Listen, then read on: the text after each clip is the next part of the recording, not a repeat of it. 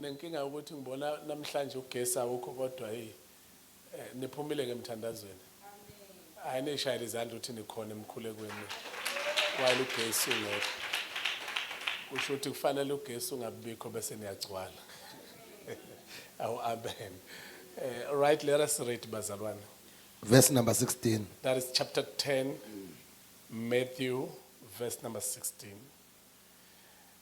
Mhlawumbe ngesikhathi sizofunda anginikeze i-background kancane nje ukuthi ngifuna ukukhuluma ngani today. Number one, I want to speak ngento yokuthi God cares for you.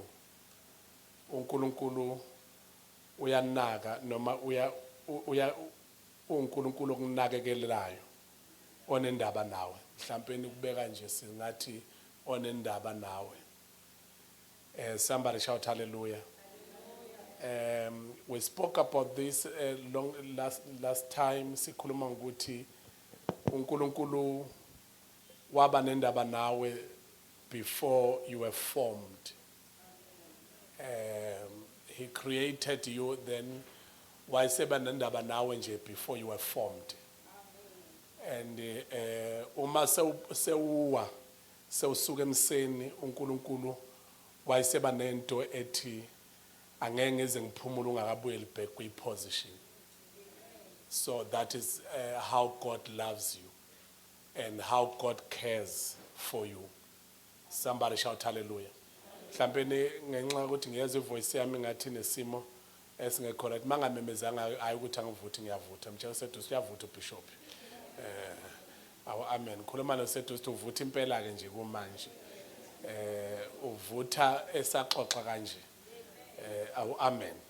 Ngicela ukuphinda futhi ngisho lokho ukuthi God cares for you. uNkulunkulu unendaba nawe. Kunezinto ezi-few engifuna sinake la. The first one ethi ngithe Matthew 10 verse 16 chawe. Ngiyaphi lapho. That is Matthew 10 verse 29. Matthew 10 verse 29 to 31. Ngicela sifunde. Sungangena kufunde khona. Verse number 29. Yes. Akuthengwa yini imzwilili embili ngendibilishi na. Kepha akuyikuwa phansi namunye kuyo ngaphandle kukayihlo. Verse number 30. Yeah. Kodwa kini zibaliwe nezinelwe zonke zekhanda leni. Ngakho maningesabi nina niyayidlula imzwilili eminingi. Ngicela uphinde futhi verse number 29. Verse number 29. Yes. Akuthengwa yini imzwilili embili ngendibilishi na. Kepha akuyikuwa phansi namunye kuyo ngaphandle kukayihlo. Kodwa kini zibaliwe nezinwele zonke zekhanda leni. What the price of a petty canal? Some lose charge right, and God cares what happens to it even more than you do. Verse number 30. He pays even greater attention to you, down to the last details, even numbering the hairs on your head. Verse number 31. Ciao.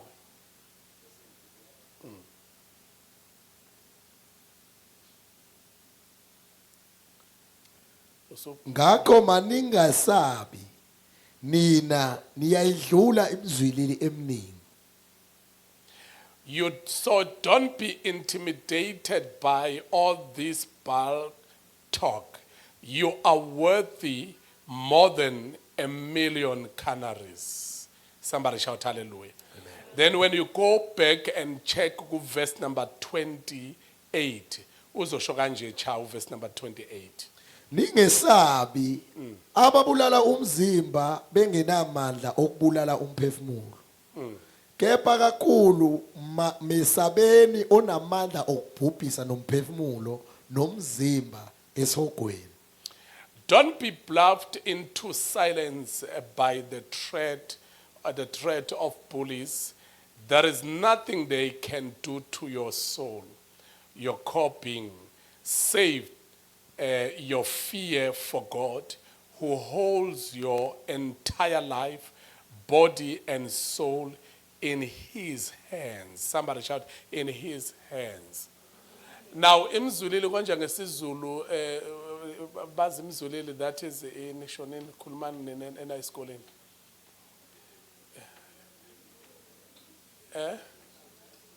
Isizulu sengisho ukuthi na chazani phela ukuthi imzulile yini.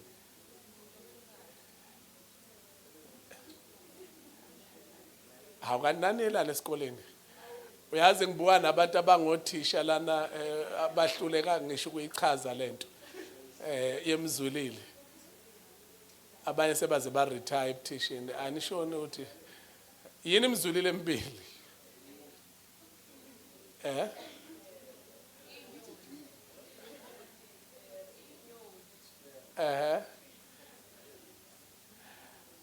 Right. Imzulile embili omunye engasho ukuthi na some maybe it can be umuntu omculi. But abanye uma uchecka into emzulile embili, that is a sparrow. Not just a sparrow kahle but kukhona lokho okuthiwa yini ukuthi ngazi ngibiza ngani ngekwe sasithi yini konje okufuywayo ubani Pauli, yes. Abanye because Pauli precious and Pauli can sing. Pauli can talk sometimes. Somebody shout hallelujah. So Pauli uwiser, uhlakaniphile kahle. So abanye ke uthi ke abanye abantu they can buy bakhokhele noma nga2 noma nga1 noma ngangaki bakhokhela wona. Uthi ke uNkulunkulu kodwa noma abanye they can spend money spend imali to izinto ezibonakalayo kwi-outer appearance. Uthi if people can do that, how much more as your Father? Mina okwazi ukubala inwele zeni enhloko yenu. Uthi ke I care for you more than anything that a person can spend a lot of money on that thing. Because a human being can spend a lot of money entweni ezi nezinto mhlawumbe athi mayibheka ayibona ukuthi lezi zinto lezi ziligugu kuyena. Uthi ke if a man on earth can do that, akwazi ukuthenga nga1 nga2 yemzulile. Uthi how much more mina uNkulunkulu okwazi ukubala inwele zakho enhloko yakho ngiyibale nga1 by 1. Uthi ke I do care for you because there is no one on earth who can count your hair. Somebody shout hallelujah. But mina uNkulunkulu I can take time. Ngingathatha isikhathi ngicount inwele zakho. Ngiyicounte ngazodwa. Lokho kusho ukuthi ngikwazi ukukunakekela kangakanani. And lapha ngenhla uthi ningabhulishwa ngabantu abakwazi ukubulala inyama kodwa bengeke bakwazi ukuthinta umphefumulo.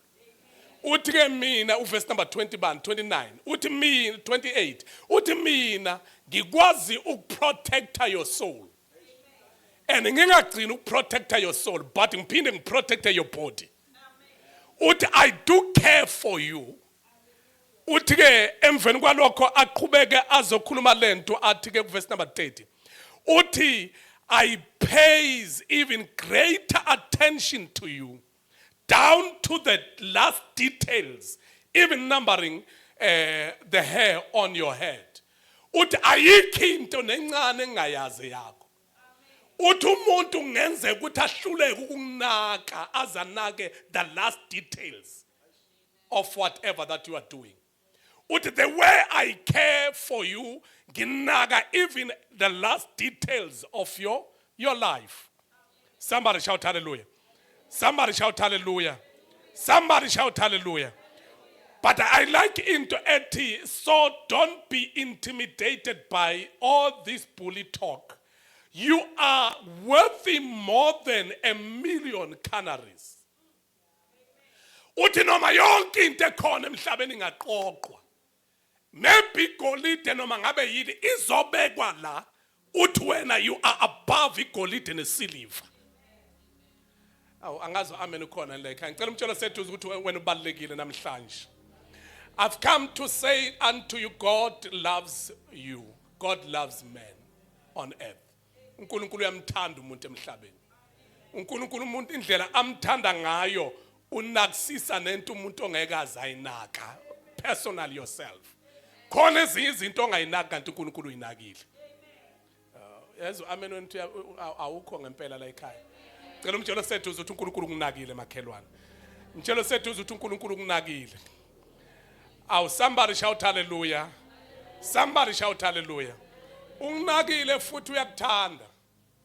Sikwi declaration prayer, if you feel like mhlawumbe ngesifike entweni ethi umuntu ke yini ufuneka ayibuyisele back kuyena after umuntu ese receive lo luthando.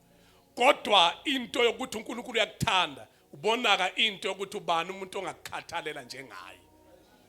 Akekho noyedwa. Actually, if you feel like you are rejected on earth, maybe there are some other things as a reject time. You must know that there is somebody who will never reject you. That is God himself. Nkulunkulu ngeke azakureject noma ngabe kuthiwa yonke into yakureject emhlabeni. But khona okwazi ukugona futhi nothi I will pay even the last details of your life. Somebody shout hallelujah.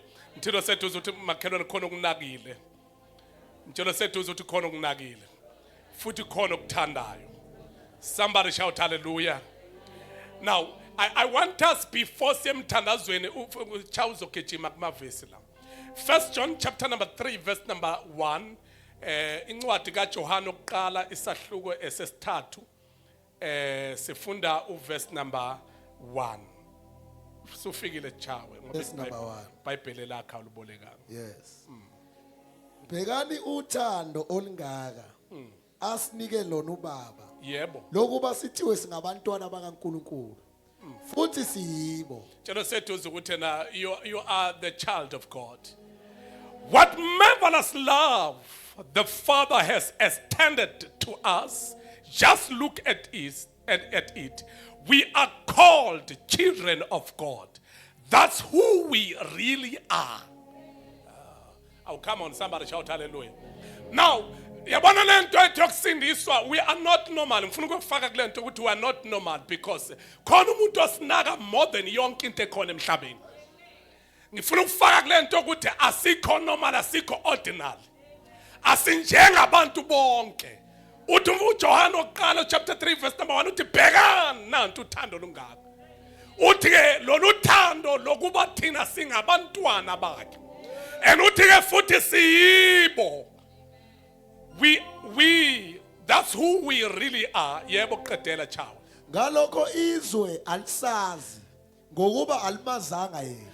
Uthi ke the world cannot know who we are. But thina singawele eshweni. Lokuba singazazi ukuthi singobani kuye. Kodwa ngazo amen ukhona leka. Uthi izwe ngeke lize lisazi ngoba kwayena uKristu Jesu alimazanga.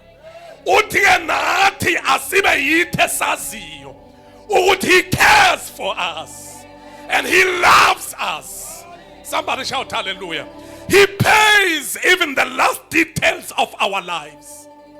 Tshelo sethu uthi makhelwane khona siyakhona ungakhathazeki khona bishop yavutha ngiyambona ngathi uyavutha. Ngizovutha kuze kushunqela intuthu la. Enhloko funda chawe. Verse number 2.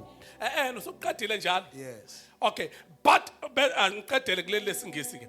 Uthi ke that's who we really are, but that's also why the world doesn't recognize us or take us seriously because it has no idea who he is or what he is up to. Now, ngithanda the last musho. Uthi izwe vele alisazi ngoba naye limazanga. Nanokuthi ke yena anayi idea ukuthi yena ubani futhi yini azoyenza. Sisemthandazweni ke namhlanje umthandazo esikhona ukuthi lo sizothandaza kuye asikuwele eshweni lokuba thina singazazi ukuthi singobani kuye. Yingakho ke lithi ke thina singabantwana bakhe. Kodwa ngaze ngaba tempted ukufunda lesi chapter le qhubeka cha ufunde lapha chapter number 4 verse number 4. Verse number 4. Yebo. Ningabaka nkulunkulu nina. Tshela seduze ukuthi makhelwa nansi enye into ofuna kuyibambe futhi phinda futhi. Ningabaka nkulunkulu nina abantwana. We have to know ukuthi thina singabaka nkulunkulu. Thina abantwana. Yebo. Nibahlulile ngokuba lowo okini mkhulu kunaye. Sibahlulile ngoba lokithi mkhulu kunobani. Kunalo sezweni.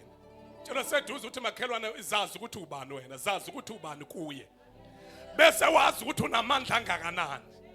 Bese wazi ukuthi yena uyanginaka. Somebody shout hallelujah uyanginaka. Somebody shout hallelujah uyanginaka. Mtshela seduze uyanginaka. He loves us, and there is something that we need to know, Guti. Israel will never understand who we are, but Tina, we need to understand that who we are.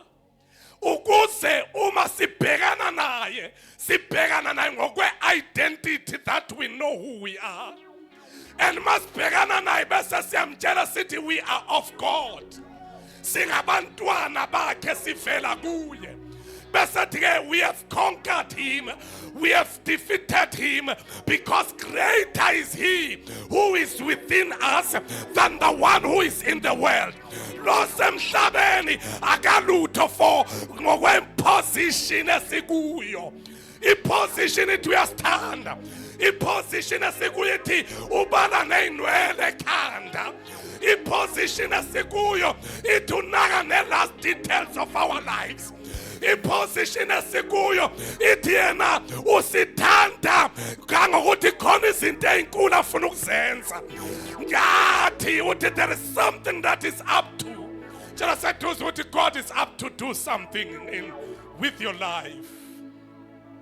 Somebody shout hallelujah. Just said to us what God is up to do something with your life.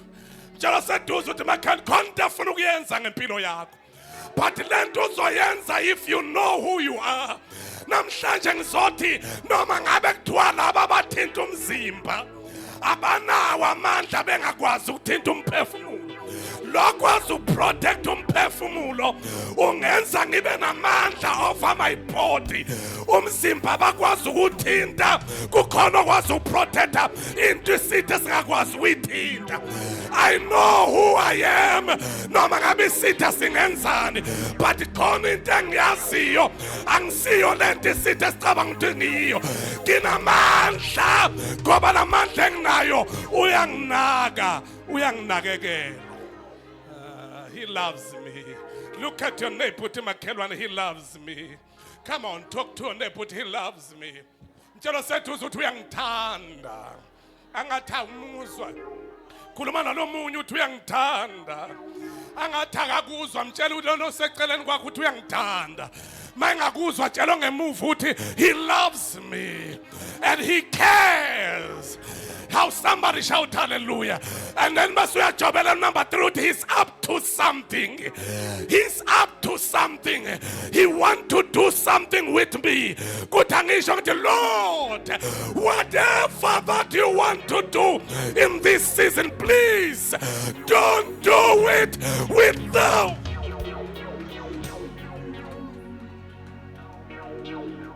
He loves me. Tito said to Zut, he loves me. I feel like preaching.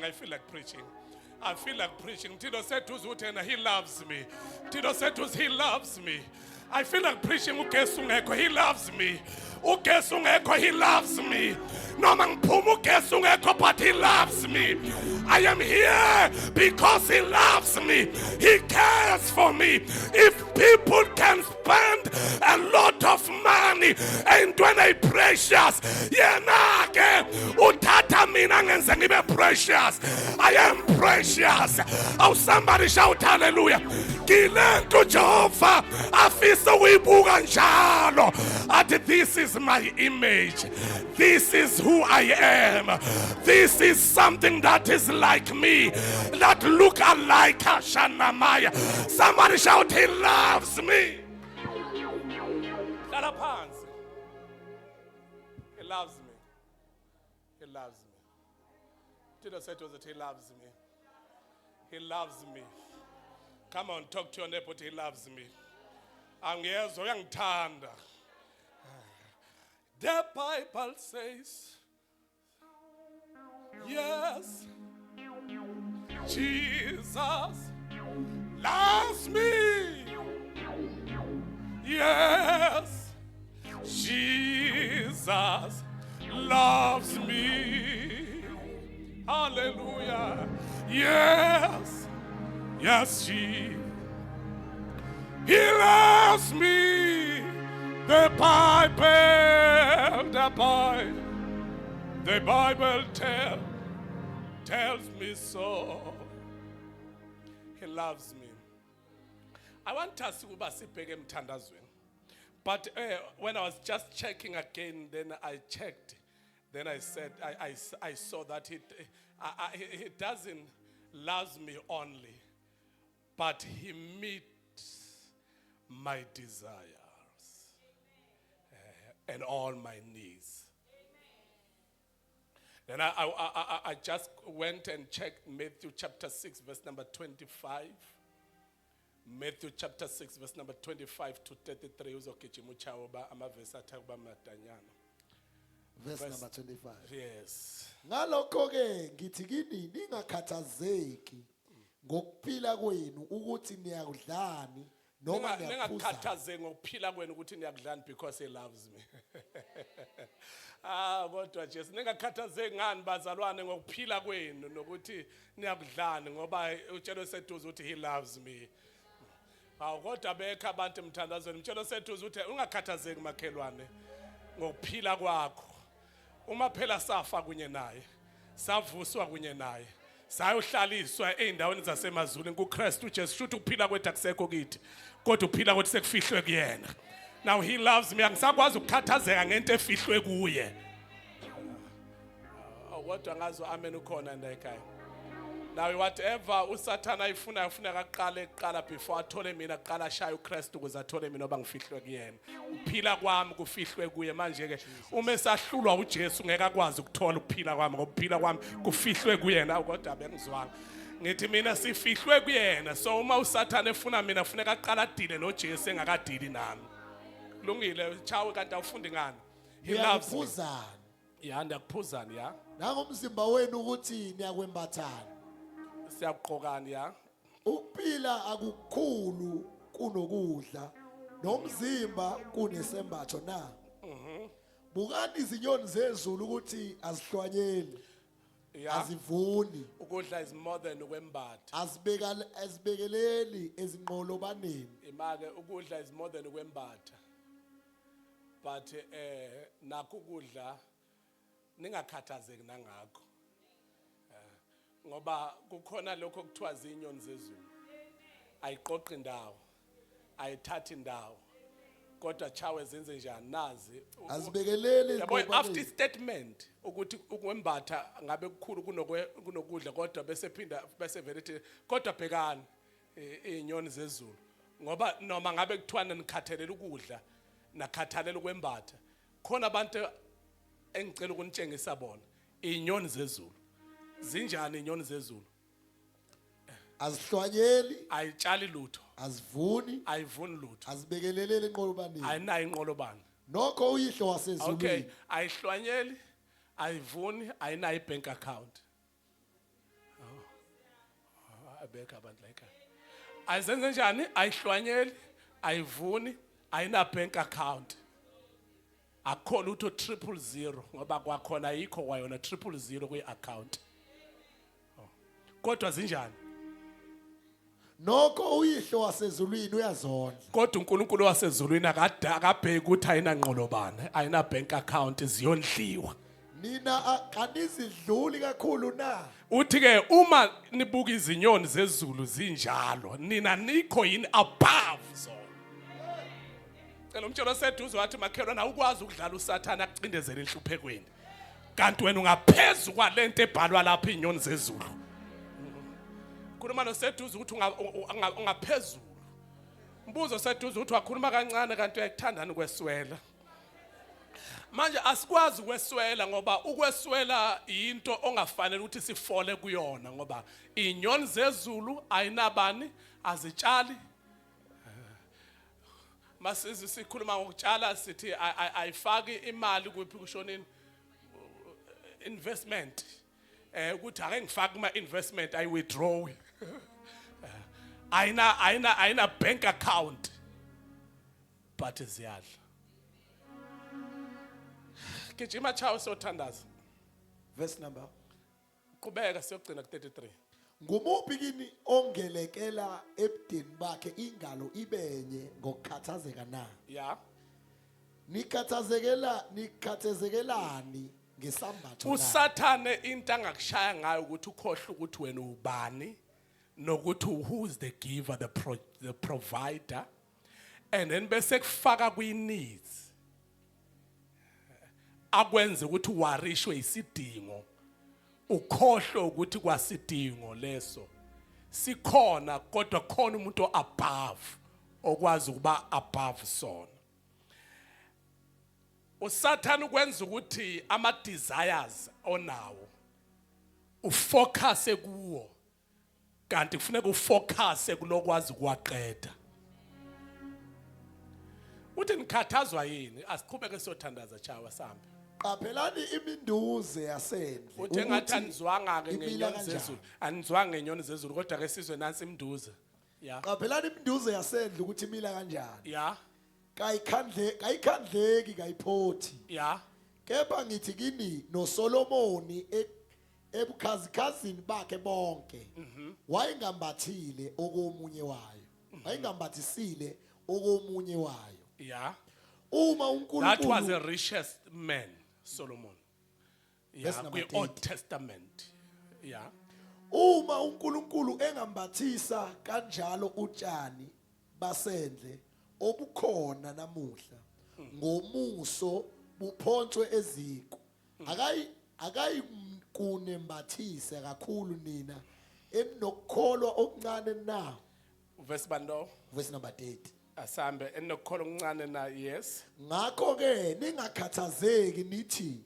siyakudlana cela umtshelo sethu uzowathi makhelwane into engakulimaza nje ukukhathazeka nayo ukukhathazeka lokhu kubuye kaningi umtshelo sethu into engakulimaza empilweni ukukhathazeka ukuthandaza kodwa ubukhathazeka kanti thatha ukukhathazeka uphonsele bese udedela uNkulunkulu asambe sokuqedela ku33 noma siyakuphuzana noma sekuphindwe siyakwembatha kangaki ukuthi ningakhathaze ukuthi niyodlana niyombathani sekuphindwe kangaki okusho ukuthi ezinye zezinto lezi kubonakalayo ukuthi ziyamsusa umuntu uNkulunkulu ukudla nokwembatha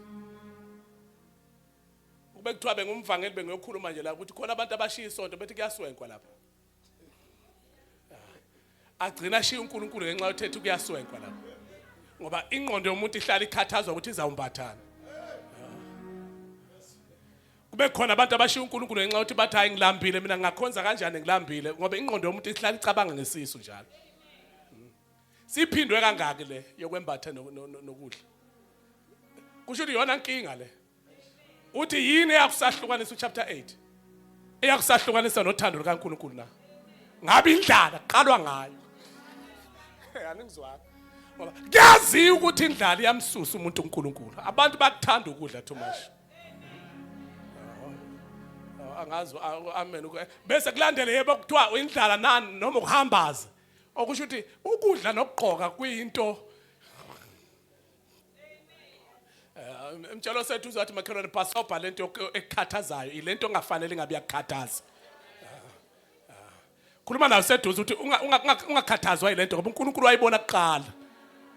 And into engaba dangerous ukuthi uzothandaza kanti uthandaza ingqondo yakhe igcwele ukuthi ulambile. Ingqondo yakhe igcwele ukuthi futhi awunampahla yokwembatha.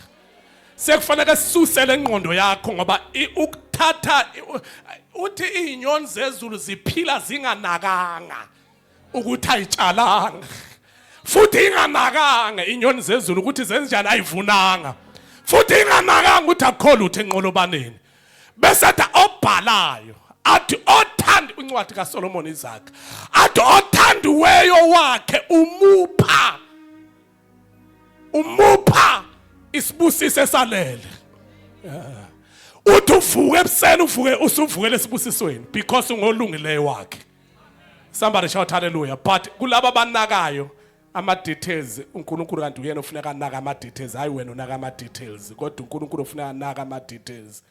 Wena unganaka ama details kodwa aningizwanga wena unganaka ama details akube uNkulunkulu onaka ama details. Ufikile ku 33. Yes, le phone sivele yadala. Okay. Ifoni yakhe sefreezile. Somebody shout hallelujah. Ngicela umthindo sethu ukuthi akube uNkulunkulu onaka ama details. Phela usho njalo wathi funani kuqala umbuso wakhe khona ke konke lokhu kuzokwenza njani. Njalo sethu konke lokhu kuzawunezelwa. Because of our time 10 minutes past 7 13 past 7. Ngicela umthindo sethu wathi makhelwa nangichaka kasafika ngegcineni ngenxa yefoni. Usutholile chawe? Yes. Funda. Verse number 32. Yes. Ngokuba konke lokhu abezizwe bayakufunisisa. Yeah. Ingakho uyihlo wasezulwini uyazi ukuthi niyakudinga konke lokhu. Angicela uphinde futhi. Verse number 32. Ngokuba konke lokhu abezizwe bayakufunisisa. Ngicela unakisise kahle uba njalo uyathanda nokufundela iBhayibheli la ungalifundi mawususe ekhaya kodwa sikufundele ngoba asina choice asikufundele ya. Ngokuba konke lokhu abezizwe bayakufunisisa. Ake siphinde sikufundele uzunake kahle phinda futhi siyakufundela manje. Ngokuba konke lokhu abezizwe bayakufunisisa. Ungakhohlwa asifani nabo. And futhi njengoba singafani nabo basamanga nabasazi. Asikwazi ukuhupha into abezizwe abayifunayo. Abekho abantu la ekhaya. Cela umtshelo seduze uthi abezizwe bonke benze njani? Bayifunisisa nathi asikwazi ukugijima nabezizwe. Awutshelo seduze uthi asikwazi. Chawe aphinda futhi u32. Ngokuba konke lokhu abezizwe bayakufunisisa. Yebo. Ingani uyihlo wasezulwini uyazi ukuthi niyakudinga konke. Uthi ke uNkulunkulu osezulwini uyena owazi ukuthi lento wena oyifunayo uyayifuna efunwa ngabezizwe nawe uyayifuna akusiwe okumele uyihuphe ube kuyi marathon nabezizwe uthi yekela abezizwe bayifune bese yena usimakade uzodila nento oyidingayo. Jalo seduze uthi he cares for me. Memeza manje uyasaba yini. He cares for me. He loves me. 33 standards. Verse number 33. Yeah. Kodwa funani kuqala umbuso kaNkulunkulu nokulunga kwakhe. Khona konke lokhu kuyakwenezelwa nina. Somebody shout konke kuyanginezelwa. Jalo sethu uzothi sila emthandazweni sizofuna yena. Bese konke lokhu kuyanezelwa. Senikhathele ukufunda iBhayibheli. Singafunda iverse elilodwa. Romans chapter number 8 verse number 26. Kwaba se Roma chapter 8 verse 26 anikakhathali sofunda amabili lapho 26 no 27. Verse number 26. Yeah. Ngokunjalo verse number 26. Yeah. Ngokunjalo nomoya uyasisiza ebuthakathakeni bethu. Uthi omunye kanti yini ofuneka ngiyenze? Wena uphuma emzimbeni obuthakathaka. Uphuma emzimbeni ongenawo amandla. Uphuma emzimbeni ongazi ukuthi kufuneka uceleni okuyintando yakhe. Ngoba lokhu okuyidesire yakho yekela yena is for office use. Akekho umuntu ongizwile. Is for office use. And then wena kwakho kwenze njani? Ukumfuna. ngesikhathi umfuna yena uzonaka idingo zakho. But question ithi kanti mangithandaza mina ngithini? Uthi ke you don't know what you'll say when you are praying. Uthi anikwazi niyakusho kuye manize emthandazweni. Uthi but he loves you. Ngeke niyekelele noma senisemthandazweni. Ngoba indlela anithanda ngayo akafuni ukuthi nenze ni strugglisha with your own ability. But ufuna ukuthi noma nenzani abe seduze kwenu. 26 chawe. Ngokunjalo nomoya uyasisiza. Washiya nomoya ingcwele. Ebuthakathakeni bethu. Washiya nomoya ingcwele. Washiya nomoya ingcwele. Wasishiya nomoya ingcwele. Wasishiya nomoya ingcwele. Wasishiya nomoya ingcwele. uJesu washiya nomoya ingcwele. Moya ingcwele uyazi ukuthi yini esiyakuyicela ebuthakathakeni bethu kusho ukuthi when sizwa ukuthi enyameni sibuthakathaka but umoya ingcwele ngenxa yesoul protected by God ikwazi ukuphakama ikwazi ukuyocela into ezoba isidingo ngaphandle enyameni yakho when you are weak when ubuthakathaka but mase uyakuye ungaveli ubuthakathaka uvele unamandla because you've got a support system. The support system that is the Holy Spirit. Umoya ingcwele akavumi ukuthi uthandaze engeke eduze kuzokutshela ungathandazeli ke lokho. Lokho is for the office use only. Bese ke thandaza nakho chawe funda sithandaze nakho ya. Ngokuba asikwazi esinjani esingacela ngokufanele kodwa umoya uqobo uyasikhulumela ububula ongeke kwaphinyiselwa phambi kwaBaba. When we are praying we don't know ukuthi nesiyoyicela kodwa umoya usondela eduze kwethu uthi ungaceli lokho yekelo kaNkulunkulu lokho athi cela lokho hawu bazalwane athi ungaceli lokela lokho hayi lokho athi hayi lokho sekwenziwe athi uJehova usephendulile la your answer is on the way kuthi angisho ngithi bathandaza ku chapter 12 incwadi yezenzo lithi iBhayibheli uPeter waphuma ejele waphuma wazwaba sestradini ingelosi yamshiya estradini lithi iBhayibheli kuthe bethandaza kwezwakala uPeter enokha emnyango wathi mayinokha emnyango uPeter kwezwakala intombazana ethandaza kodwa ilalela umoya engcwele Yesu isinokhi yathi yinokhi kaPeter lesemnyango yamisa abantu abathandazayo yathi yekelana ukuthandaza into esithandazeli sifikile lithi iBhayibheli bathi laba usho kanjani uPeter ufikile ngoba usejele uyahlanya yini wena bathi mabethu uyahlanya athi intombazane kodwa ngizwa uPeter esemnyango. Somebody shout hallelujah. It is the Holy Spirit okwazi ukutshela yini okumele uyisho yintoni okumele uyithandazele uma into oyithandazelayo seyifikile athi umoya engcwele endlulela next item prayer item uthandazela enye into because awusakwazi ukucelayo kodwa uyena umoya engcwele uyayazi into oyidingayo thina kahle siyazi into esidingayo kodwa umoya engcwele uyayazi into esidingayo sila emthandazweni sizothi uyasithanda uma ethanda inyoni zezulu thina singaphezulu kwazo kunezinto ezinkulu afisa ukusenzela zona. He will never look us down but each and every time when his eyes are on us he wants us to be lifted up. He wants to elevate us. Just said to ufuna usiphakamisa injongo yakhe chapter 29 incwadi kaJeremiah uthi nginamacebo amahle ngawe amacebo okuphumelelisa not okubulala uthi I want to prosper you even in future because when I seize you ngibona umuntu okumele aphakame ngibona umuntu okumele aveze inkazimulo yami esemhlabeni phela wena you are not just an ordinary person but when you are the child of one of the Most High God. Let me not say you are the child child of God, but you are the child of the Most High God. You are wonderfully and fearfully made by the hands of God. Whenever somebody uyasondela eduze kwakho, kumele umtshele uthi ngithandiwe, ngithandwe emazulwini. uJehova uyanginaka, uJehova uyanginakisisa, uJehova unaka each and every detail of my life. There is nothing that can destroy me, nothing that can harm me, nothing that can destroy me. I may be wounded, but I'm not defeated. Usathane ngabe ngangishaya, but uyanqaba. uNkulunkulu namasime ngenyawo. He knows. Umoya ngcwele into kumele uyithandazele.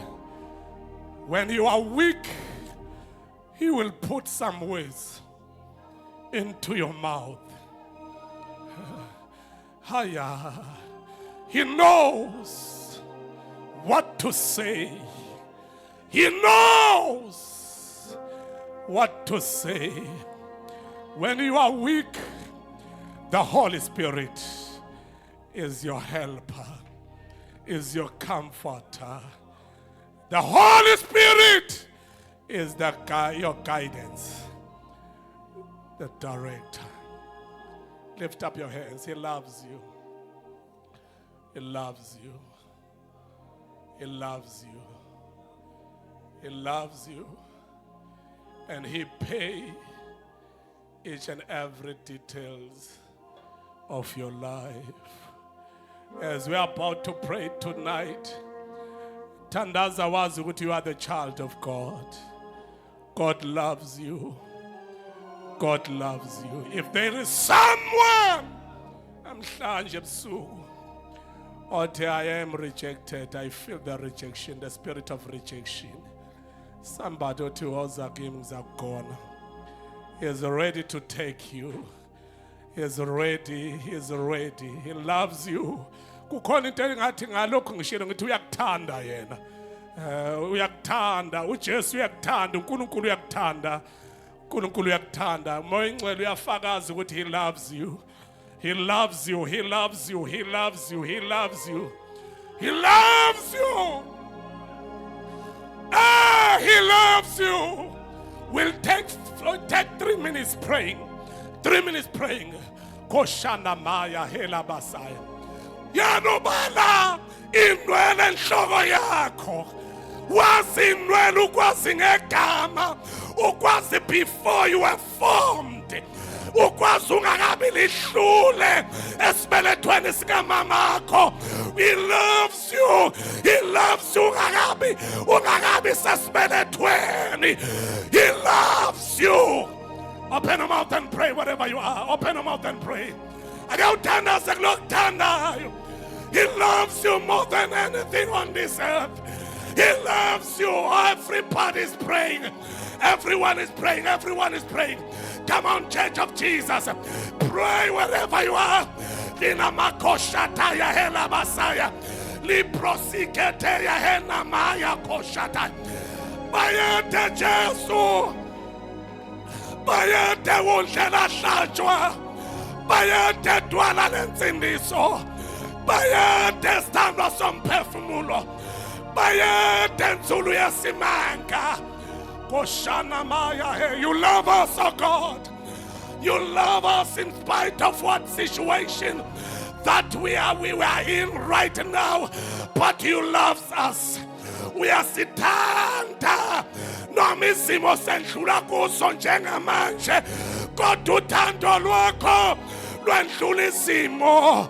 Uthando lwakho lwendlula yonke into esempilweni yethu. Abanye they are crying tears. Some of us bakhala inyembezi. But today, tonight, we come before you, God, as we believe that, Father, uyasinaga. Usinaga more than the nation, more than imvelo, more than yonke into ekhona semhlabeni. You pay each and every details of our lives because the love that you have for us is more than the gold and silver, the diamond. In the mighty name of Jesus, we are sitting, Jehovah Jireh, Jehovah Nisi, Jehovah Shammah, Jehovah Elohim, Jehovah Adonai, Jehovah Sigen. You love us, oh God. You love us, oh Jesus. You love us, oh Jesus. You love us, oh God.